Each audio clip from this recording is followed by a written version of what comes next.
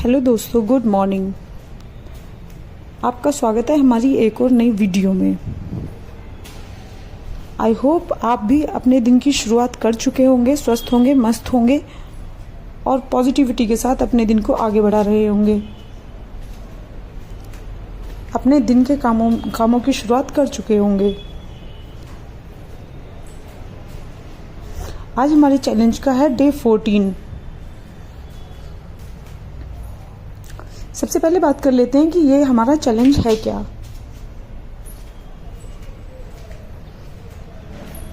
अब से 13 डेज पहले हमने लिया था ये चैलेंज, जिसमें हमने अपनी फैमिली, ऑफिस और अपनी डेली लाइफ के काम को करते हुए कैसे हमें टाइम को सेव करके अपनी स्टडी को डिवोट करना है, यही हमने चैलेंज लिया था।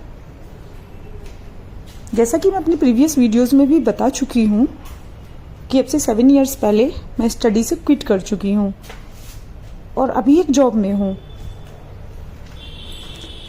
आफ्टर 7 इयर्स स्टडी को फिर से स्टार्ट करना अपने आप में एक चैलेंज बन गया है।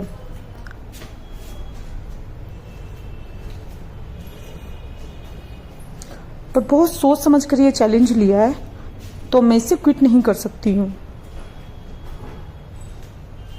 बहुत ही कम टाइम निकाल पा रही हूँ, पर मैं कोशिश कर रही हूँ लगातार।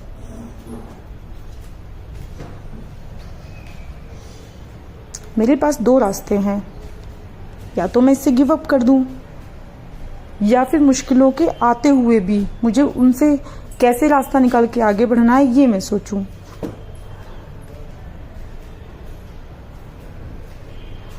और अभी मैं दूसरे ऑप्शन पर काम कर रही हूँ,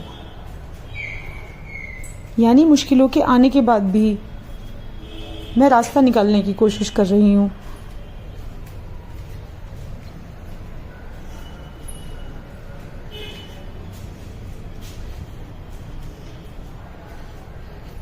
बहुत कोशिशों के बाद भी मैं बहुत कम टाइम स्टडी को डिवोट कर पा रही हूँ, पर फिर भी मैंने अपने माइंडसेट को पॉजिटिव रखा हुआ है और मैं चीज़ों को ऑब्जर्व करके कि कैसे मैं रास्ता निकाल सकती हूँ, ये आजकल मैं ट्राई कर रही हूँ। इसी ऑब्जर्वेशन में मेरी शामिल है एक नई ऑब्जर्वेशन, जिसमें मैंने नोटिस किया है कि मैं शाम को अक्सर स्टडी नहीं कर पाती।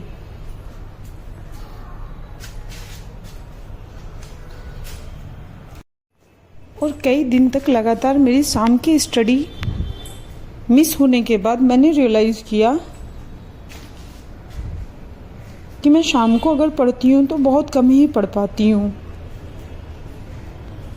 ऑफिस से आने के बाद घर के छोटे छोटे काम ख़त्म करके बच्चों को सुलाने में मैं खुद कब सो जाती हूँ मुझे पता नहीं चलता।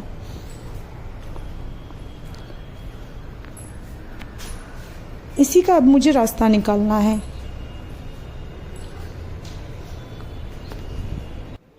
साथ में मैंने ऑब्ज़र्व किया है कि शाम को, रात को जब मैं बच्चों को सारा काम ख़त्म करने के बाद सुला रही होती हूँ, बच्चों के सोने के बाद वो काफ़ी गहरी नींद में होते हैं, और जब मैं सुबह को जल्दी उठने का ट्राई करती हूँ तो उनकी नींद तब तक कच्ची हो चुकी होती है। यानी अगर मैं 4 बजे या उससे पहले उठती हूँ तो उससे बच्चों की नींद बार बार डिस्टर्ब होती है।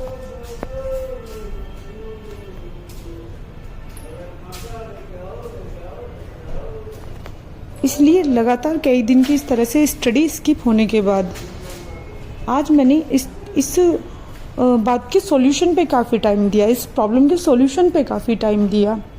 मैं यही सोच रही थी कि ऐसा लगातार हो रहा है, शाम को थोड़ी ही स्टडी हो पाती है, सुबह उठने का ट्राई करती हूँ तो फिर बच्चे डिस्टर्ब हो जाते हैं, उनकी नींद कच्ची होती है और वो फिर जल्दी जग जाते हैं, फिर मैं वैसे नहीं पढ़ सकती।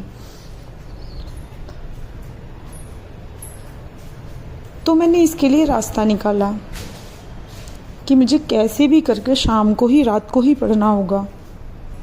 मॉर्निंग में सुबह उठूंगी तो फिर वही डिस्टरबेंस के बाद में पढ़ नहीं पाऊंगी।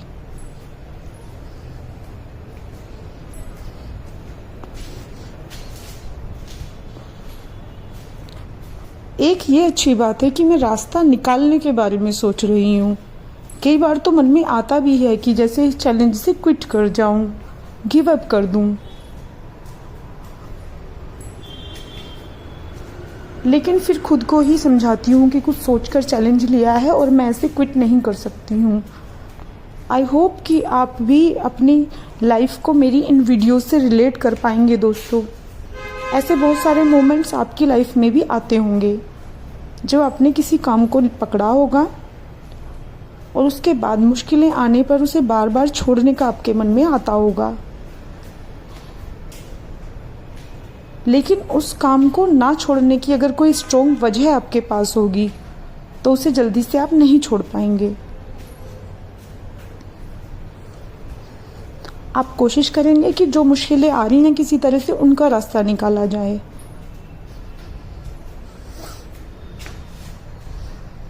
और मैं भी वही कोशिश कर रही हूँ दोस्तों।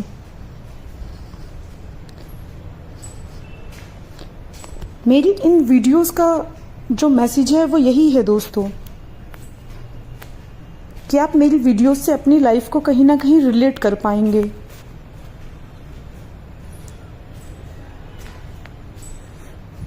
यानी आज की वीडियो का मैसेज यही रहेगा दोस्तों कि क्विट करना बहुत आसान है और सॉल्यूशन निकालना बहुत ही मुश्किल। ये पूरी तरह से हमारे हाथ में है कि हमें दोनों में से कौन सा ऑप्शन चूज करना है, और मैंने सेकंड ऑप्शन चूज किया हुआ है। ये दोनों रास्ते आपकी लाइफ में भी जरूर आते होंगे जब आप कोई काम करते होंगे या किसी काम की शुरुआत कर चुके होंगे, और ये टोटली आपके हाथ में है कि आप इन दोनों ऑप्शन में से कौन सा ऑप्शन चूज करते हैं दोस्तों। गिव अप करना या मुश्किलों का सॉल्यूशन निकालकर आगे बढ़ना। आज की वीडियो को इसी पॉजिटिव मैसेज के साथ एंड करते हैं दोस्तों। आई होप कि आप मेरी वीडियोस को अपनी लाइफ से रिलेट कर पाएंगे और इस जर्नी में मेरे साथ रहेंगे दोस्तों। Good bye.